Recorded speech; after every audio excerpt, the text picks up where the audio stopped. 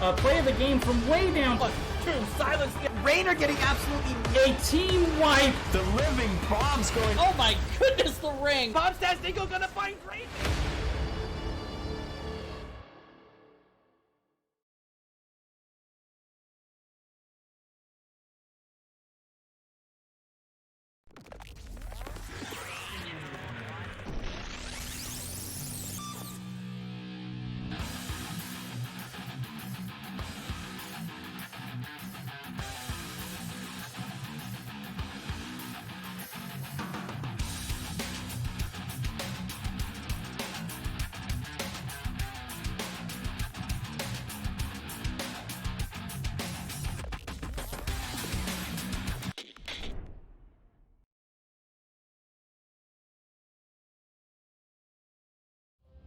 Hello everybody and welcome back to the Nexus Gaming Series.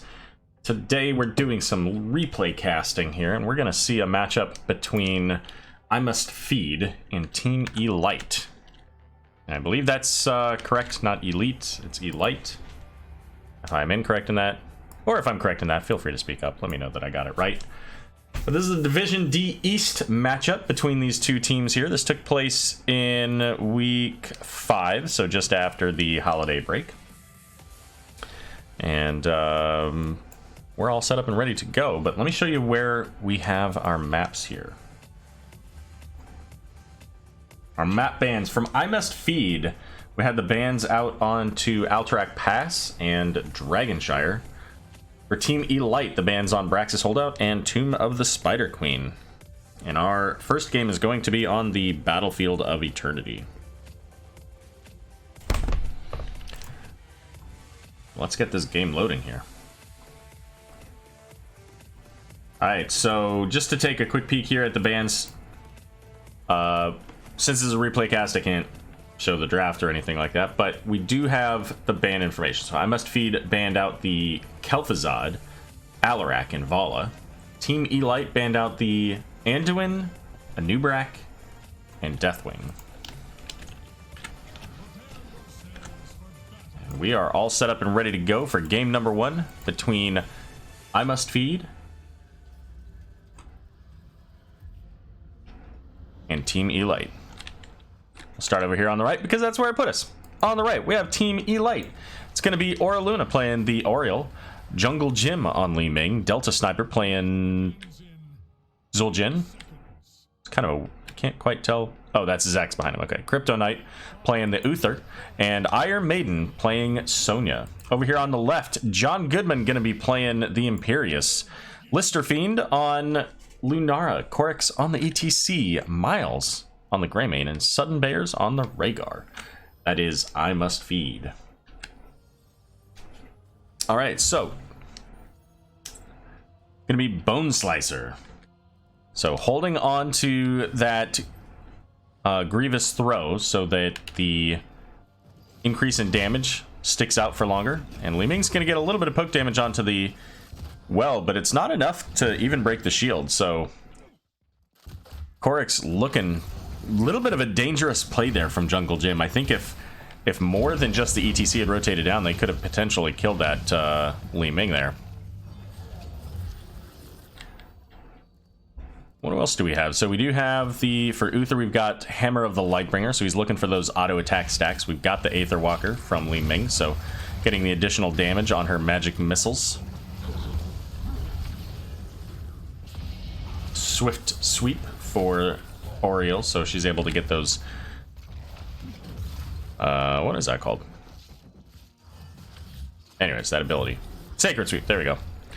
To go a little bit faster. And so you're going into that War Paint, right? War Paint?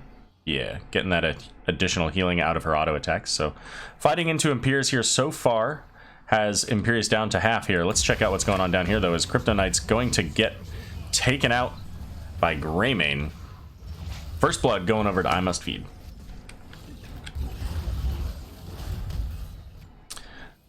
But at least for right now, this matchup favoring the Sonya in the top lane. She's got a little bit more wave clear. Also a little bit more self-sustain than the Imperius, certainly before level 4. We'll see how that adjusts as the game goes on. We've got the block party coming out from ETC to help out with the Zul'jin auto attack damage. Sentinel Wisp to help protect the team there, right? Provide that vision.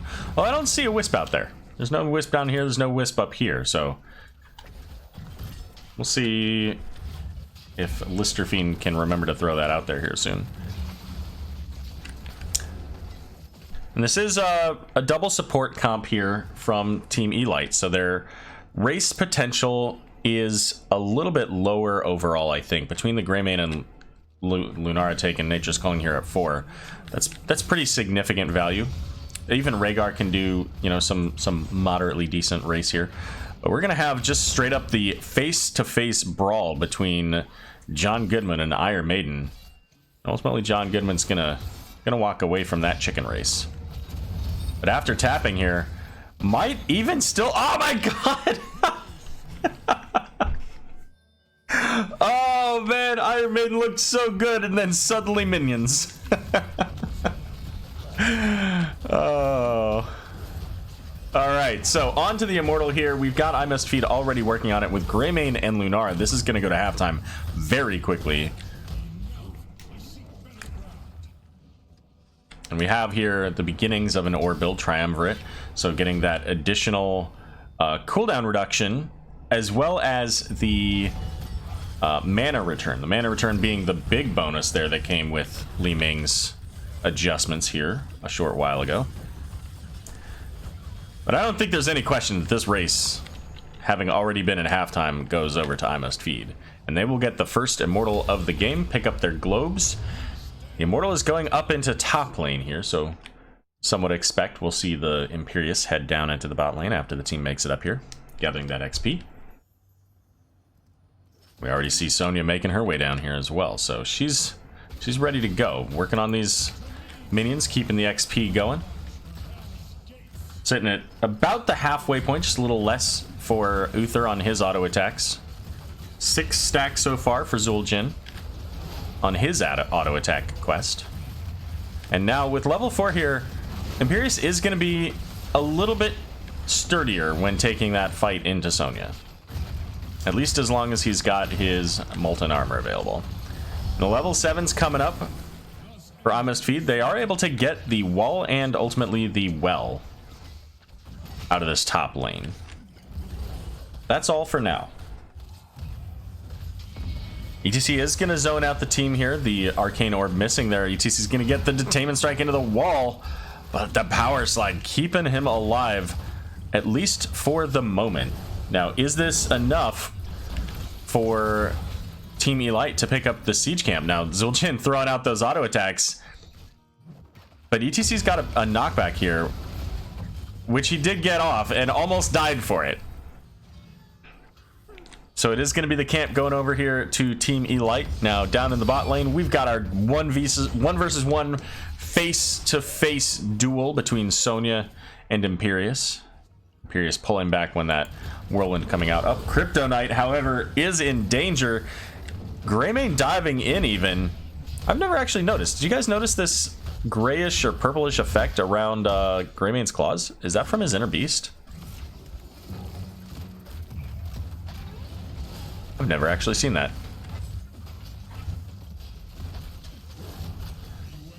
Checking in on Sonya and Imperius down here. Yeah, I mean, it would make sense if it was. I've just literally never noticed that it was there. Clearly paying all kinds of attention to what's going on with Greymane is Aero. Good thing, too, you know. Shot caller, captain, main tank. Can't be bothered to pay attention to what the other heroes are doing. Or at least the visual cues. So we see these pings coming out. Maybe looking to try to rotate in onto the Imperius. I'm not sure if maybe Uther showed there. Probably, because we see the danger pings. ETC is going to get the power slide onto Uther. The knockback coming from the Immortal. And Imperius is coming in from behind here. Uther's very low, but it's ETC who's going to fall first. Lunara also getting pretty low here. So Uther has... There it is. I was going to say, has that heal coming up.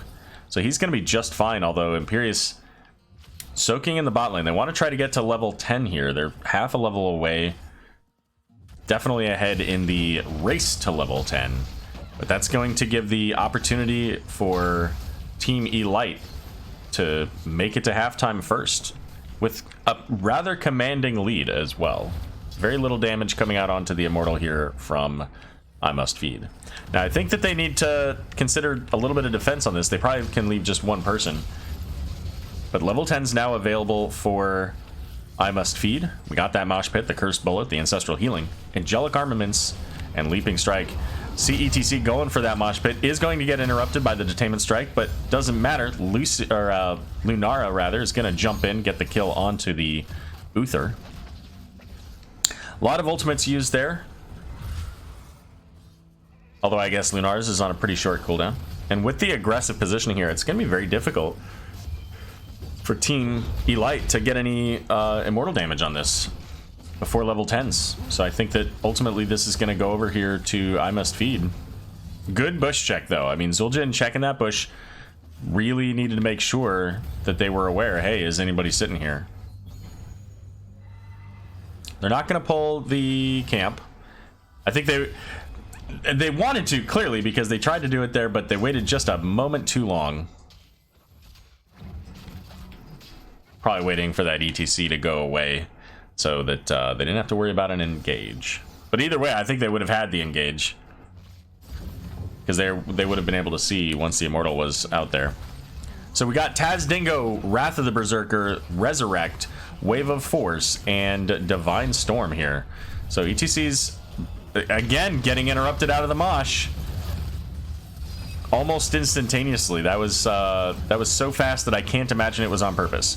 But we're gonna see a Divine Storm coming out onto the Imperious, gonna get the Ancestral, and there's the mosh pit to end all mosh pits, getting 3, I think actually maybe even 4. The first one died early though. Sonya nearly falling here, getting caught there by the Imperious, and that's gonna be a triple kill in favor of I Must Feed. So far, 6 kills to 2 here. Oh, make it. Could it be another kill? Looking for that Li Ming. They get it out of the Celestial Charge Power Slide combination. And now the rest of the team is back up. It's only Li Ming who is missing at this point, so bottom keep will go down. I Must Feed on their way to 13, and with that death on Li Ming, they're going to get over here, steal themselves away a Shaman camp. But not without some threat here. Just a little bit.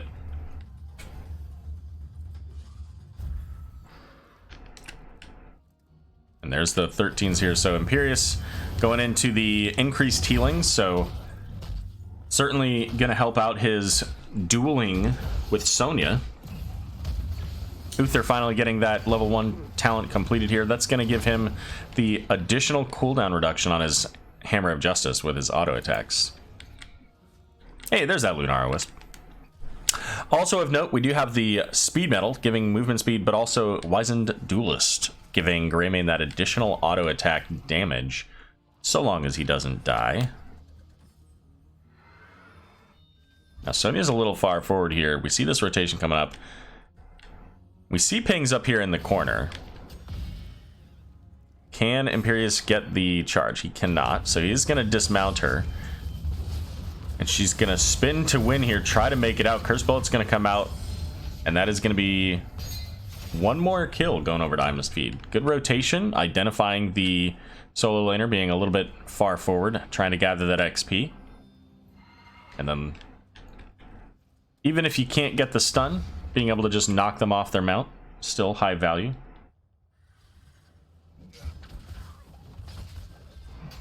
And with that, again, with that advantage, we're going to see camps being picked up here. Both of these camps go into the bot lane, which currently has no keep.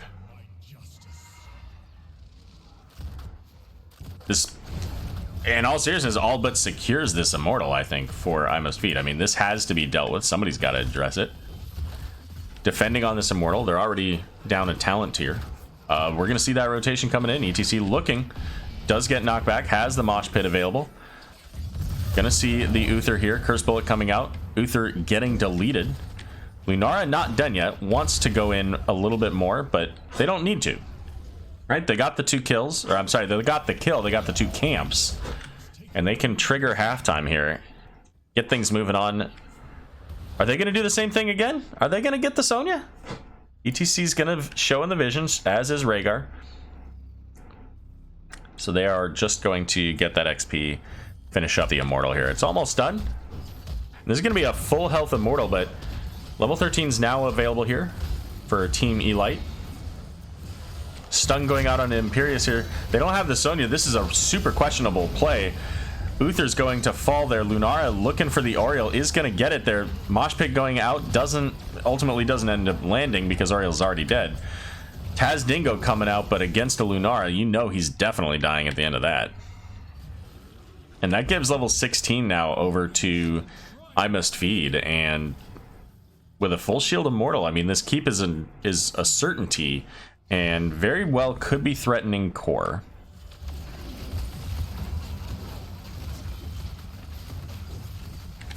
Wall going down first here.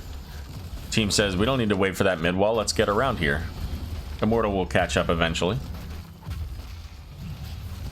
Greymane here at 16 taking Executioner. So anytime he attacks somebody that's got, say, a dance party going on, or even the slows, as they're going to dive in hard onto Oriole. She's going to pop the Resurrect, but Uther's going to fall. Oriole is back, but they're chasing after the Zul'jin. He doesn't have Taz Dingo now. The Immortal getting to work onto the core. Rhaegar's going to fall, though, but it's not going to matter. This core taking damage from the Immortal, taking damage from catapults. ETC will also fall, but that's going to be game number 1 going over to I Must Feed.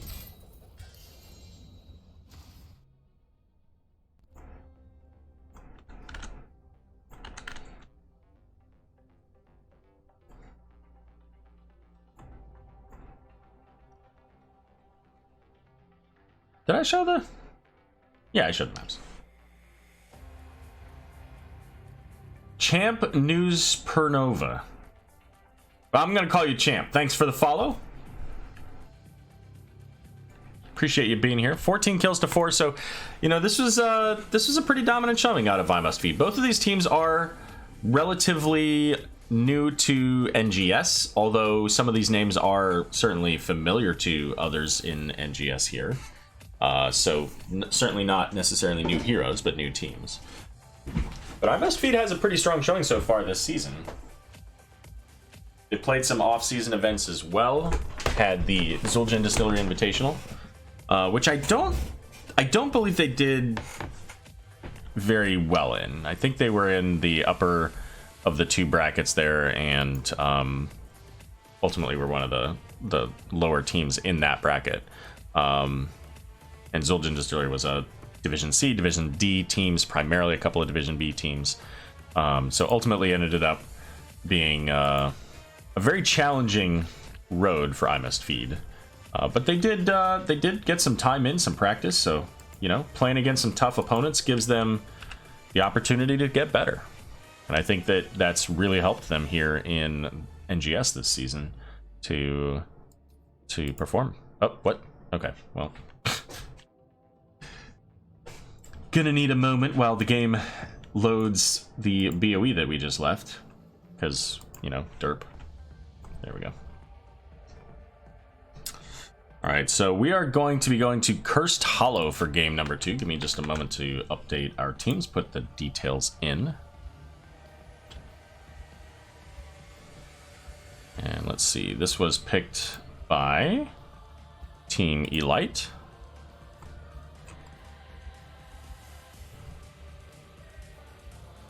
Some of the bans here. I Must Feed banned out the Kel'Thuzad, the Alarak, and the Ana.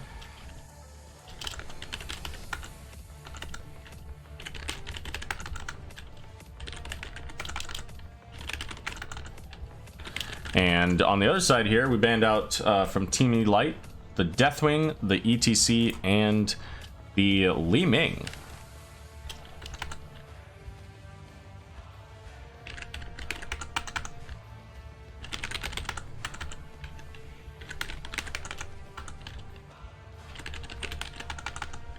All right. Teams are all set up and ready to go. Let's get the game started.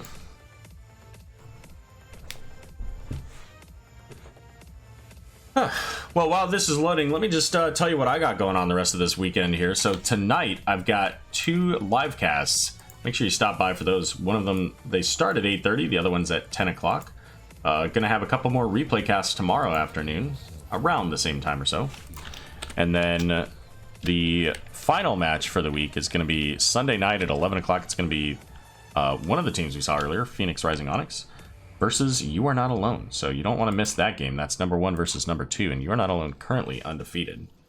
But let's get our teams introduced here. On the left, we have I Must Feed. Currently up 1-0 in the standings here on this match. Korik's going to be playing the Anubrak. Miles back on that Greymane. Sudden Bears on the Anduin. Listerfiend going to be playing Lunara once again. And John Goodman on the Illidan. And over here for Team E-Lite, we've got Jungle Jim playing Kael'thas, Crypto Knight on Johanna, Delta Sniper on the Rainer, Aura Luna back onto that Oriole, and Iron Maiden on the Rexar. Every time I say that, I want to say Iron Maiden. It's probably the reason why, right? Like, did that come up? Or is that just a coincidence? I don't know.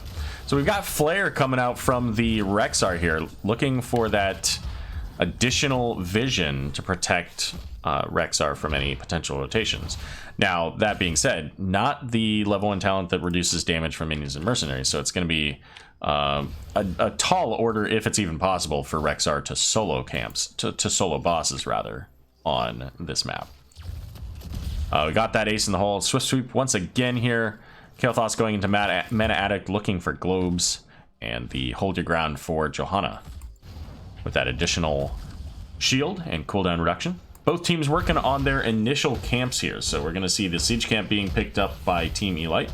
Got the Bruiser camp being picked up by I Must Feed. They want to have these out in the lane, get some pressure, get some XP.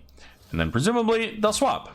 They'll head up to the Siege camp here for I Must Feed, which is the farthest away from the first tribute of the game. And then the Bruiser camp kind of doing the same thing. It's not the farthest away, but it would provide a lot of pressure in this mid lane while both teams are working on the objective, which is going to be spawning in just under a minute. And it is a little interesting to see the Illidan in the lane as opposed to, you know, doing the camps, because Illidan can solo all these camps. So kind of an interesting swap, leaving Greymane and Anduin to get those. A little bit early, I think, on that pickup, by the way. I think that could have waited a good 20-30 seconds, waited until the tribute was at the very least announced, so that the Siege camp would be pushing in while you're fighting. But they wanted to get onto this mid fight here, and with this Bruiser camp pushing up to the wall, trying to get whatever they can. They get this 20 spell armor. Both sides have 20 spell armor. Although I think that kind of, in a way, favors I Must Feed, because Greymane is auto attack damage primarily here. So the full towers, both towers, gonna go down here on the side of Team E-Lite. Here's a new one. Increase the radius, majestic span. But up in the top lane here, Rexar going to work on finishing up the Siege camp. I'm not sure about the placement of that flare. I don't feel like there's any real benefit there. But the Siege camp is here long enough that it's going to stall out the Rexar on his rotation. Illidan going to stop in the middle to clear that up. So it's still going to be a 4v4 down here. Rexar now making his way down. But so is Illidan. And Illidan is definitely ahead. Korik's getting a little bit of that living bomb damage here. And the dive coming in from Greymane. But Raynar is just fine. Lunara going to get stalled out by Johanna. She's a little far forward there to stall that out. But neither team really fully committed to getting any push there. But it is going to be Johanna going in with the full engage. Now Rexar's here, so took a little while for Rexar to make it. But once Rexar made it, and now Misha's here with the big stun onto Illidan, can they get the leap of faith, pulling Illidan away? But all the while, the channel being picked up for Team E-Lite as level 7's now available. So just in the nick of time. I mean, level 7's could have swung that fight in the opposite direction there.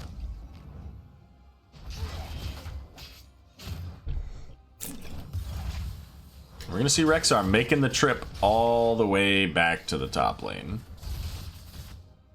Takes a while to get there when you were all the way there in the bottom. But we're going to see this rotation gank. Illidan and Greymane. So if... Well, never mind. I was going to say if Rexar moves a little farther forward, they can probably just dive in and get him. But Misha going to get that stun onto Illidan. He takes a lot of damage from the towers because of it as well. Oh, the 3-man push up here. This could start taking structure damage. As Misha not really going to be able to stall this out too much. The best thing that Misha can do is clear out those minions. But again, Rexar didn't take the talent to help with minions. So now with Lunara here as well, getting that additional damage. Flare coming out here does help to at least scout where the enemies are. But this tribute here is already being picked up by Lunara, and there's nobody close enough to get the stall. Delta Sniper trying to make use of that penetrating round, but just barely missing it here. Rexar, however, is going to get taken out. And that's first blood of the game going over to I Must Feed. Big flame strike, though. Greymane saying, you know what, I have no health. I'm just going to dive in, see what I can get out of this. Maybe get a couple of stacks on my Wizened Duelist. Obviously, you lose half of those when you die, but still. Protect some of that investment. Tribute coming up here. 24 seconds, so Greymane should be able to make it there. Since it's on their half of the map. And we're going to see that siege camp being pinged. I want to have this out on the map. Yeah, I was going to say, I'd rather see them get this one. But they're potentially going to get both and give up the trib.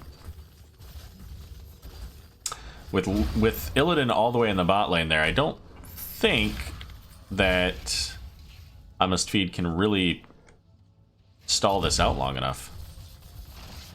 Especially if they've got the Johanna Misha to kind of zone there. So the camps are going to be picked up, so those have to be addressed. And I don't know what happened there. There was no stall. But somehow Rexar didn't finish the cast, so... 2 tributes over here in favor of Team E-Lite, and they're going to get onto their boss now. Because they've got pressure in both of those other 2 lanes. They know where all of the enemy heroes are. This is a super safe play for them.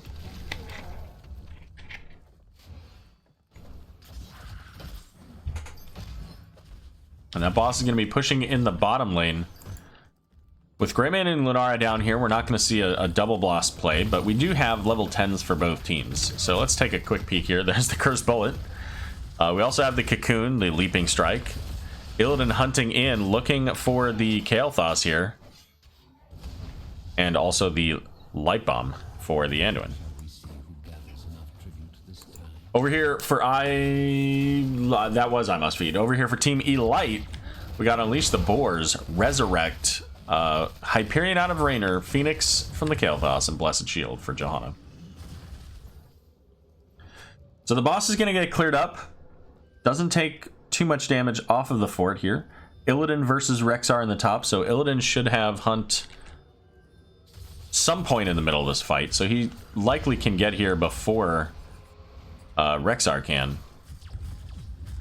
Especially with the auto attack reduction. Blessed Shield missing onto a Nubrak, using that Burrow Charge to get away. This is still a 4v4, although again we see 16 seconds on Illidan's Hunt. I Must Feed doesn't want to give up this tribute. That would provide a lot of value here, but Illidan is going to be here, and Rexar's still up top here. Jungle Gym going to be taken out by the Lunara here. Korix has a Light Bomb, but the Cocoon going out onto Johanna. Resurrect coming in onto Kael'thas. But it's not going to matter. Oriel dying, Raynor dying, Kael'thas dying once again, and Johanna here, the only one nearby, likely falls here in just a moment to the Lunara, and that is the case. That's going to give the tribute over to I Must Feed. They're calling. They want this bottom fort. Why wouldn't you? You've got a 4-man advantage. Maybe not 3-man, as Illidan's heading up into the mid lane. And Anduin went back for some healing. Wanted to fill up that mana bar. So the first fort of the game gonna go over to I Must Feed after that successful team fight over the middle tribute here. But both teams now working on a curse point. So this next tribute in the bot lane is going to be a curse for whichever team gets it. And I think that timing probably just helped Team E-Lite a lot. I think that I Must Feed could have certainly looked at that boss, probably could have gone in and taken it with the amount of just siege potential they have. And we'll see. Rexar a little bit late to the party again. Rexar, you gotta be there. I know that XP is important, but if your team is there, you gotta make sure that you're there. Illidan's going to be mindful of this Rexar coming through here as well. So here comes the hunt, looking for Kael'thas, diving in. Misha trying to get the stun. Unleash the Boars coming out to slow down the Illidan, but there's not much you can do. Illidan on the Kael'thas. Oriel's gonna get the resurrect on herself here, try to keep her team alive. Does get a little bit of healing out there to Delta Sniper, but that's gonna pull them back. And the first curse of the game going over to I Must Feed. And top lane is already right up against this wall. And there's nobody anywhere nearby, so this is gonna be just a significant amount of damage going on to this top fort. And there's not going to be much to be done about it, because they're likely going to come down and defend against this bottom keep pressure here. Illidan now back on the map. Doesn't have Hunt just yet here, but Jungle Jim gonna get taken out. Cursed Bullet, Leaping Strike, all coming into play to take out that Kael'thas. And they can just dive over the wall. It's all shut down. So bottom keep now going to go down. Illidan working on this middle fort as well. I believe top went down. Yeah, top went down to those minions. So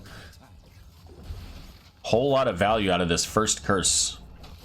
Getting basically, it looks like 2 forts and a keep. And a kill. They got the kill onto Kael'thas. And this is pretty aggressive. Calling for the bruiser camp here.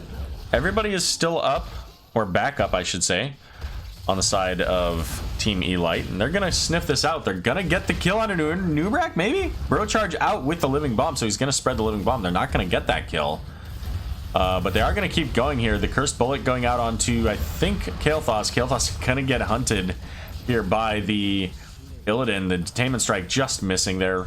Here comes the resurrect though, and suddenly this 1-for-1 trade turns into a 0-for-1 trade as Kael'thas back on the map. 16 talents available for I Must Feed, as Team E-Lite's gonna get onto the boss here. Only 1 catapult in the bot lane here so far, so it's not gonna provide enough pressure to put any significant damage onto the core. And we see the pings calling for this bottom boss, and this provides again a lot of pressure. It's gonna be going into core. Lane's already pushed all the way to core. They don't even have to worry about top lane, especially since they've got this siege camp here. Siege camp's gonna clear this out by itself before it gets to too much damage. And here comes the bottom boss. Now the real question is, what do they do with it? Do they push with it? Or do they just take it off the map, let the team deal with that, and get all the other camps, and maybe even get that tribute, depending on how long it takes for that to spawn here?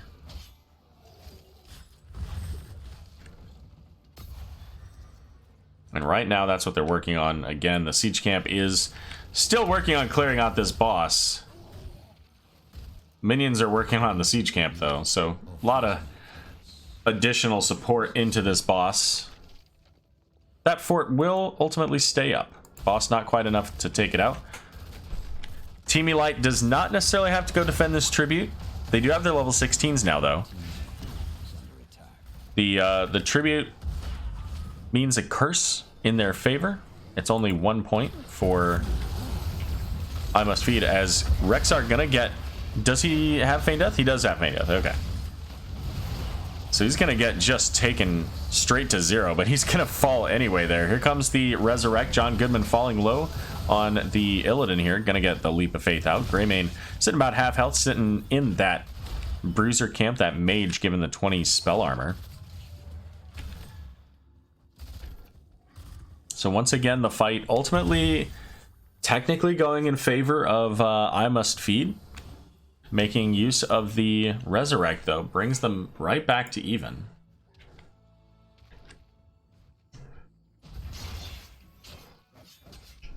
And Illidan, 60 seconds until Hunt. But that'll be reduced just by his auto attack, so he's always going to be looking for something to sit there and attack. As a new wreck, going to pick up the Vision now. Any camps coming up soon? Looks like the siege camp on the side of I Must Feed is the only camp available here. And I'm not... Yeah, okay, that's fair. That's fair. I was gonna say I'm not sure about killing the walls because Illidan can use those to dive over. Lunara can use them to dive over. Technically, Greymane could even use them to dive onto to save himself. But they can also be used by a Detainment Strike. So, all right, fair enough.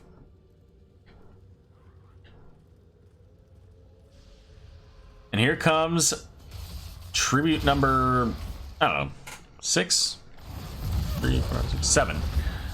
Okay, deletion on Kael'thas as everything going out.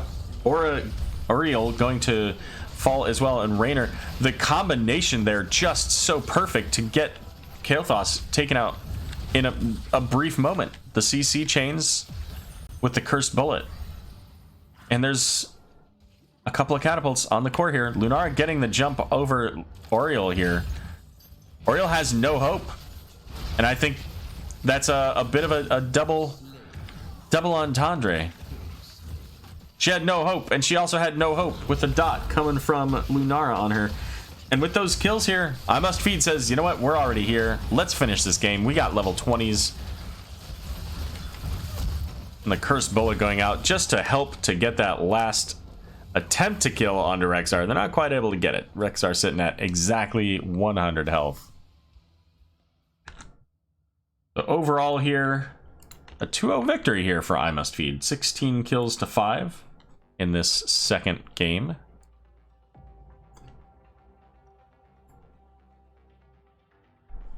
Damage numbers not really that crazy different though, right? 35k here for Raynor, 35k for Greymane, 32k for Lunara, 2020. So again, 20 and 20 down here on the Team E-Lite. I don't know why I keep screwing that up. But the reality of it is that their combo allowed them to burst a hero down before they could get healing.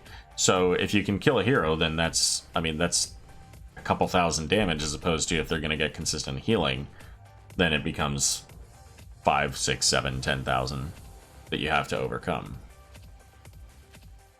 Healing numbers also, you know, reflecting that. Auriel not quite able to get the healing numbers that she needed because of that burst potential. I think I showed these, but just in case I didn't.